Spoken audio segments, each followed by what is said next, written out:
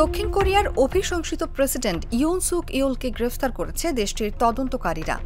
সামরিক শাসন জারির ব্যর্থ চেষ্টার অন্তত ৬ সপ্তাহ পরে এই ধরনের ঘটনা ঘটল। জানা গেছে, স্থানীয় সময় বুধবার সকাল 10:30টার দিকে তদন্তকারী কর্মকর্তারা তাকে গ্রেফতার করে।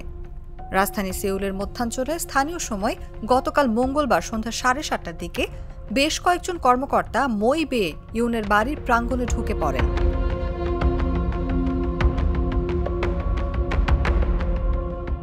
ইউনকে গ্রেফতারে তদন্তকারীদের গতকালের প্রচেষ্টা প্রাথমিকভাবে রুখে দেন প্রেসিডেন্টের নিরাপত্তা বাহিনীর সদস্যরা।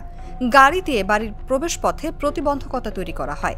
সে সময় সেখানে ক্ষমতাসীন রক্ষণশীল পিপল পাওয়ার পার্টির আইন প্রণেতা ও ইউনের আইনজীবীরা ছিলেন। তাছাড়া ইউনকে গ্রেফতারের প্রচেষ্টা রুখে দিতে তীব্র শীতের মধ্যে তার বাড়ির সামনে হাজারো সমর্থক জড়ো হন। -6°C তাপমাত্রা উপেক্ষা করে তারা প্রতিবাদ জারি করেন। একই সঙ্গে সরকার বিরোধীরাও সেখানে জড়ো হয়ে বিক্ষোভ শুরু করে।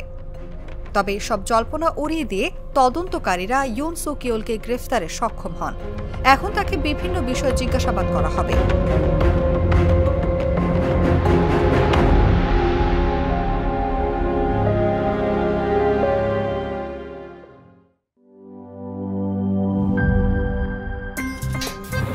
আমার একটা স্মার্ট সিদ্ধান্তে 25% গ্যাসের খরচ কমেছে। ভাবছেন কিভাবে? সাধারণ গ্যাস স্টোভ বদলে আমি এনেছি আরএফএল গ্যাস স্টোভ। এর সাইন্টিফিক নজল ও ব্রাস বার্নার ক্যাপ সমানভাবে তাপ ছড়িয়ে রান্না করে দ্রুত। তাই গ্যাসও বাঁচায় 25%, টাকাও বাঁচে 25%। আরএফএল গ্যাস স্টোভ নিরাপদ ও গ্যাস সাশ্রয়ী।